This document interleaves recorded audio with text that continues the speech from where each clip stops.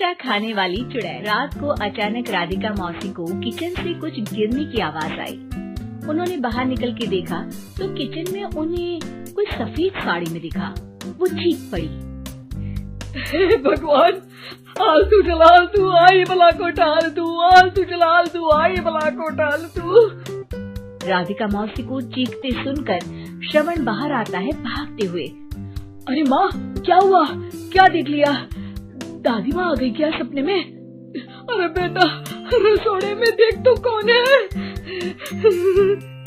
श्रवण रसोड़ी में झांक कर देखता है और उसे कोई नहीं दिखता अंदर। अब रसोड़ी में तो कोई नहीं है माँ। कोई सफेद साड़ी में नहीं है क्या? नहीं माँ, कोई भी नहीं है। चिल्लम चिल्ली की आवाज सुनकर काजल भी वहाँ आ जाती है। अब क्या हो गया माँ जी? अरे बेटा, रसोड़े में एक चुड़ैल थी सफेद साड़ी में। अरे क्या कर रही थी वो अंदर? अरे बताया नहीं, कल आएगी ना तो पूछ लूंगी। चुड़ैल जी, आपका क्या प्लान है? माँ जी, रात बहुत हो गई है, आपने कोई बुरा सपना देखा होगा, चलिए सो जाइए। राधिका मौसी सोने तो चली जाती है पर उनको रात भर नींद ही नहीं आती। वो कुछ भी उलझुल बातें सोचने लगती है। कहीं चुड़ैल की वजह से तो घर में टेंशन नहीं हो रहा, कहीं उसी की वजह से तो वो दादी नहीं बन पा रही। सुबह जब राधिका मौसी रसोड़े में छानबीन करती है तो पाती है कि नींबू का अचार गायब है। चुड़ैल नींबू का अचार ले गई, मुझे तो ठीक नहीं लग रहा कुछ।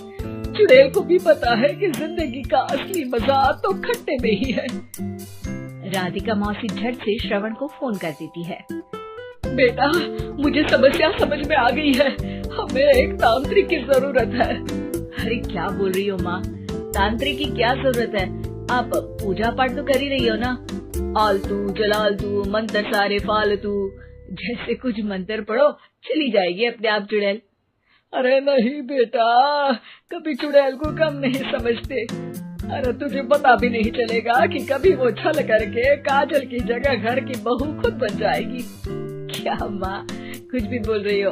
कहाँ काजल और कहाँ चुड़ैल? वैसे एक बात बताओ, काजल को अगर गाने के लिए बोल देना तो चुड़ैल काजल की आवाज सुनकर घर तो क्या, घर भी लोग छोड़कर चली जाएगी।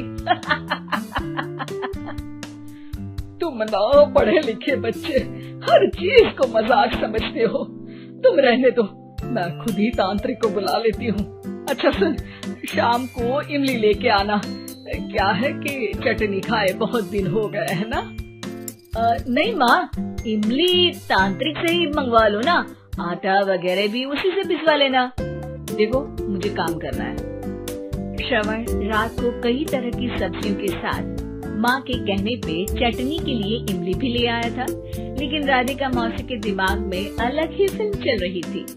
उन्हें अब सिर्फ शक ही नहीं यकीन होने लगा था कि शायद चुड़ैल ने श्रवण पर अपना जाल बिछा दिया था, जिस वजह से श्रवण उनकी बात ही नहीं मान रहा था। पर कोई नहीं, आने वाली रात में राधिका मौसी खुद तैयार हो गई चुड़ैल को पकड़ने के लिए। रुद्राक्ष की माला, तुलसी का पत्ता, हनुमान चालीसा सब हाथ के पास ही था, बस चुड़ैल का इंतजार था। और जैसा राधिका मौसी ने सोचा था वैसा ही हुआ। वो चुड़ैल उस रात भी आई, पर वो राधिका मौसी से तेज निकली और राधिका मौसी के उससे पकड़ने के पहले ही वो भाग खड़ी हुई। जरूर बहू पे साया है उस चुड़ैल का, तभी तो श्रवण के कमरे में गई है। और अगली सुबह राधिका मौसी पिछली रात हुए हमले में किन चीजों का नुकसान हुआ उसका हिसाब लगा रही थी। उनके खेमे से एक आम के अचार की शीशी भी गायब हो चुकी थी और वो इमली भी जो कल श्रवण लेकर आया था। राधिका मौसी इस बारे में सोच ही रही थी कि श्रवण जल्दी से रसोड़े में आकर दवाइयों की पोटली ढूंढने लगता है। अरे बेटा, क्या हो गया? अब माँ, वो काजल की तबीयत खराब है, बहुत घबराहट हो रही है उसे। हे भगवान, मैंने पहले ही कहा था कि तांत्रिक को बुला लेते हैं, पर नहीं। अब देखो, उस चुड़ैल ने काजल को अपने वश में करना शुरू भी कर दिया है। हालांकि श्रवण भूतों में विश्वास नहीं करता था, पर अब वो भी डर जाता है और राजी हो जाता है एक तांत्रिक को बुलाने के लिए। कुछ ही घंटों में तांत्रिक आ जाते हैं और राधिका मौसी तांत्रिक जी को सब बता देती है। घोर संकट, घनघोर संकट, चुड़ैल को मारू जोर चाकट, ओम भट स्वाहा खटखा के आहा। अरे ये क्या मंत्र है? मेरे खुद के ओरिजिनल मंत्र है, कल रात को ही लिखे है, अच्छे लगे तो दाद चाहूंगा। एक और मंत्र सुनो, अर्ज किया है आब्राकडाब्रा, दिल्ली बम्बई आगरा, चन्ना मामा सोवरले सिरन मामू जारा। ये मंत्र है? अरे कोई 40 वालीसा पढ़ो ना। वक्त कम है, 40 नहीं पड़ेंगे, 20-25 में काम चलाना पड़ेगा।